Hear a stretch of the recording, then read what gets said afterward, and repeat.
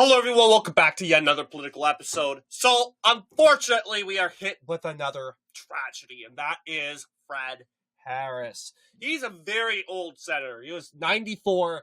He passed away at I won't believe old age, but he lived a very long life. Not saying his death was not tragic, but the U.S. senator from Oklahoma, Fred Harris, from the conservative state of Oklahoma, has died, unfortunately, at the age of 94. So today we'll be, of course, going over the electoral history of Fred R. Harris and, of course, honoring his legacy and what he brought to the table. And I wanted to basically go over basic info. I just want to know, being from Oklahoma, his stances.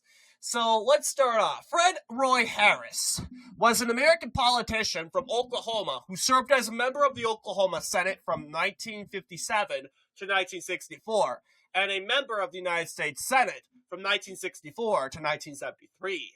Harris was elected to the Oklahoma Senate after graduating from the University of Oklahoma College of Law. He ousted the appointed U.S. Senate incumbent J. Howard Edmondson and won a 1964 special election to finish Robert S. Kerr's term, narrowly defeating football coach Bud Wilkinson. Harris strongly supported the Great Society programs and criticized President Lyndon B. Johnson's handling of the Vietnam War. Sounds like he's a moderate.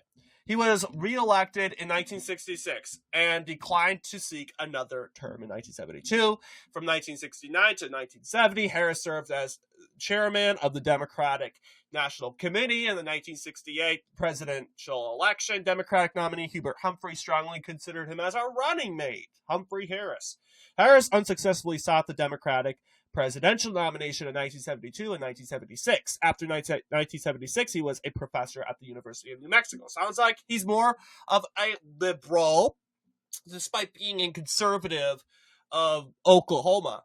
So let's go ahead. And although Oklahoma was a blue state in 1964, the widely Democrat landslide of 1964 had probably an impact for Fred R. Harris's election in the special election in the Oklahoma election here. You'll see 51.17% for Fred R. Harris defeating Bud Wilkinson, not the incumbent senator like they said. Wilkinson carried Oklahoma City, which is in Oklahoma County. He also carried Tulsa, which was more of a solid red county at this time and point of age. So, interestingly enough, this is what it's looking like. This is what it looks like. 51 to 48. It looks pretty close because he has Oklahoma City, and not to mention, all this is farmland, despite having most farming communities. It was, I guess it mounted up together. More populated areas, despite holding Tulsa and Oklahoma City. Margins do matter. They always do matter when it comes to these races. But comparing to 4 years ago, Robert S. Kerr, a Democrat, also won. He actually won a better result here. He actually carried Oklahoma City and Tulsa a better result. But out of everything, Republicans did better here. But then again, Oklahoma is mainly influenced by the Deep South, by Texas and Arkansas, and Missouri even has some sort of influence in that politics range. So it mainly votes Democratic down ballot.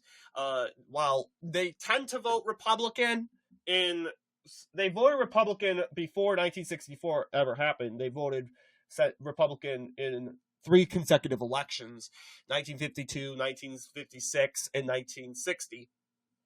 There. Let's see his re-election bid. Okay, a little bit better. He's not really the strongest candidate here. You'll see the counties are getting a little bluer. He still hasn't even carried Tulsa County or Oklahoma County. Those counties, the counties below, which are a part of Oklahoma County, the Oklahoma City area, they're voting good. They're voting all in for him. But it's just that main area, Oklahoma city that's not really necessarily going in for him all the way.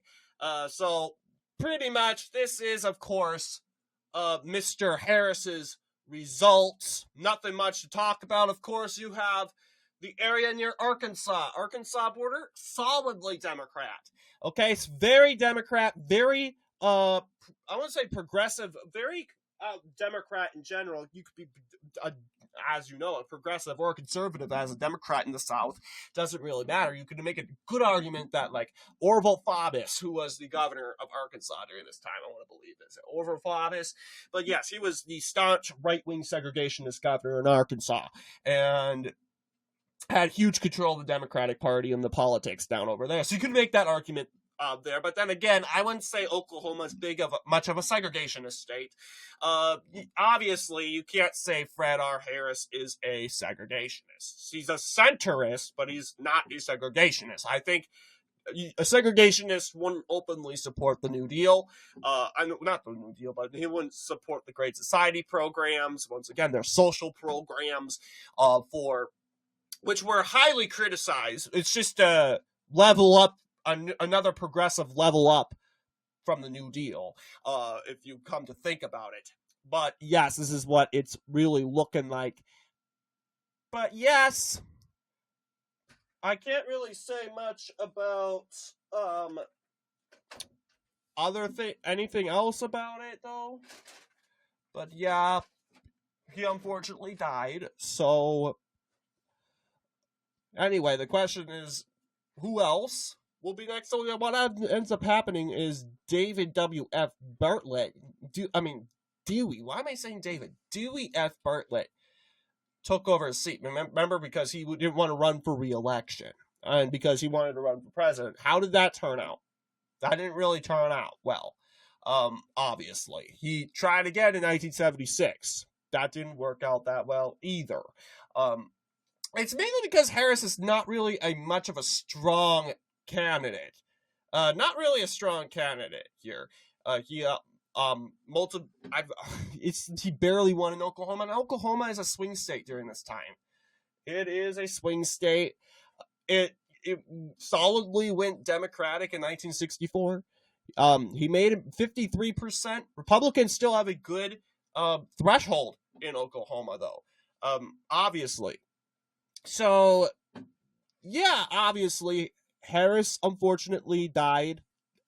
Yes, I would believe yesterday. Yesterday was the 23rd.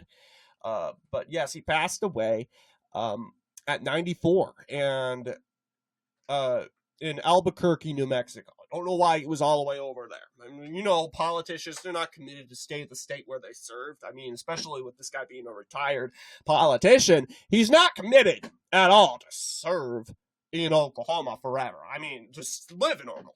But yeah, he was born in 1930. He's obviously 94.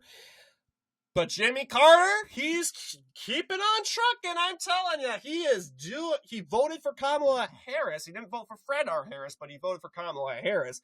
I mean, the fact I'm bringing that up is this guy's, well, obviously, he's voting. He can vote, make his own decision process, know who to vote for, unless they're picking for him. But I doubt it. But yeah, obviously Jimmy Carter, trucking very well. He's obviously going to go soon, very, very soon. But he's stunning a lot of people. But yes, Fred R. Harris has unfortunately, his life has ended. His journey of life has ended, and we respectfully mourn his loss, and we pray and console his family. So what do you guys think in regards to this video? Let me know down below. And as always, I'll see you all in the next political episode.